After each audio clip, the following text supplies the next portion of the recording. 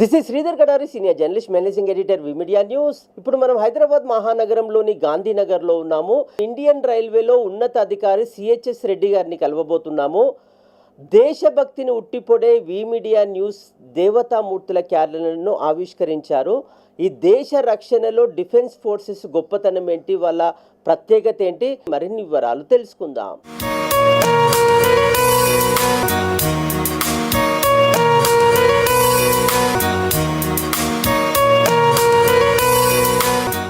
నా పేరు చిలుకూరి సురంజన్ రెడ్డి. ఇప్పుడు నేను సౌతర్న్ రైల్వేలో చీఫ్ ఎలక్ట్రికల్ ఇంజనీర్ కన్స్ట్రక్షన్గా హెడ్కి పనిచేస్తున్నాను. ఎలక్ట్రికల్ వింగ్ కన్స్ట్రక్షన్కి హెడ్ నేను. ముందు శ్రీధర్ గారు, thank you for inviting me for the releasing of these calendars. It is a great initiative by we media for spreading the message of the contribution of the soldiers, the contribution of the temples to the society, to the economy, the contribution of the Indian Railways and the contribution of Swami Vivekananda as well as the Ramakrishna Math. Sridhar గారు, defence గురించి world war 2 తర్వాత UN form అయిన తర్వాత అందరు ఏమనుకున్నారంటే, ఒక పెద్దన్న పాత్రలాగా UN ఉంది కాబట్టి ఏ దేశమైనా కూడా వేరే దేశాన్ని ఆక్రమించదు అని ఒక అపోహలు ఉండేవాళ్ళం. కానీ మీరు చూశారు, ఈ మధ్య జరుగుతున్న పరిణామాలు ప్రపంచంలో దాన్ని బట్టి చూస్తే ఏంటంటే, ప్రతి దేశానికి దేశ భద్రత అన్నది ఎంత ముఖ్యమో కళ్ళు కొట్టినట్టు మేము అందరం చూస్తున్నాం, టీవీలు అందరూ చూస్తున్నాము. అయితే మన దేశము ముందు నుండి ఒకప్పుడు చాలా పవర్ఫుల్ దేశం మన భారతదేశము. 3 కంబైన్డ్ అవసరము, ఆర్మీ, నేవీ, ఎయిర్ ఫోర్స్, 3 అవసరము. దేని పాత్ర దానికి ఉంటుంది. మామూలుగా మనం ఇప్పుడు ఆపరేషన్ సింధులో చూసాము, ఫస్ట్ స్టార్టింగ్లో స్ట్రైక్ చేయడానికి ఎయిర్ ఫోర్స్ అవసరం ఉంటుంది. బట్ అల్టిమేట్గా నీకు ఒక దేశాన్ని జయించాలన్నా, ఒక దేశానికి ఒక బుద్ధి చెప్పాలన్నా ఆర్మీ అవసరం కంపల్సరీ. 3 అవసరమే. ఇక్కడ పోర్ట్ గీట్ దానికి సంబంధించి, సీకి సంబంధించింది నేవీ అవసరము.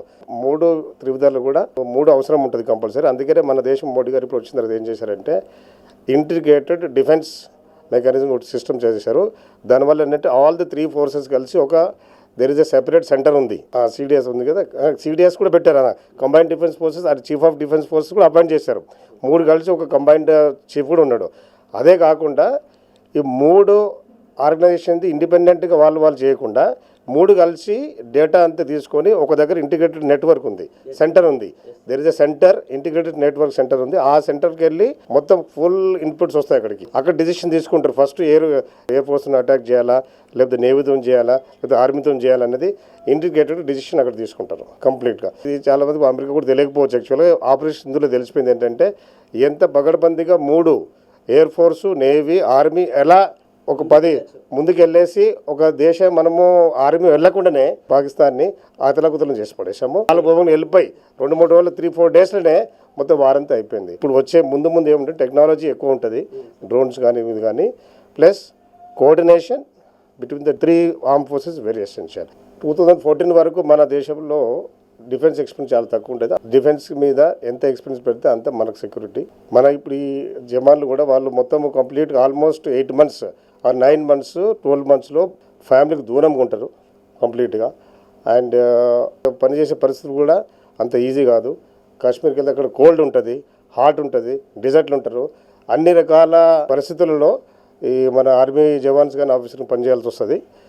వాళ్ళు రియల్గా సాక్రిఫైస్ మన దేశ ప్రజలంతా కూడా మర్చిపోకూడదు. అలాగే ఎప్పుడైనా ఆర్మీ ఆఫీసర్లు కానీ ఆర్మీ సోల్జర్ కనబడితే కూడా మనం రెస్పెక్ట్ ఇవ్వాలి, వాళ్ళకి వే ఇవ్వాలి. వాళ్ళకి ఎక్కడన్నా ట్రైన్లు కానీ, ఎయిర్పోర్ట్స్ కానీ, ఇక్కడ బయట ఎక్కడన్నా కానీ మనం అందరం వాళ్ళకి రెస్పెక్ట్ ఇవ్వాలి. ఈరోజు మనం ఇక్కడ అందరము శాంతిగా ఉన్నామంటే ఇది మన ఆర్మీ జవాన్లు, మన డిఫెన్స్ ఫోర్సెస్ వల్ల మనం శాంతిగా ఉన్నాము. మన బిజినెస్ కానీ, మన ఎడ్యుకేషన్ కానీ, మన సొసైటీ కానీ మనం ఇక్కడ ఉన్నామంటే మన ఉనికికి ఆధారమే మన డిఫెన్స్ ఫోర్సెస్.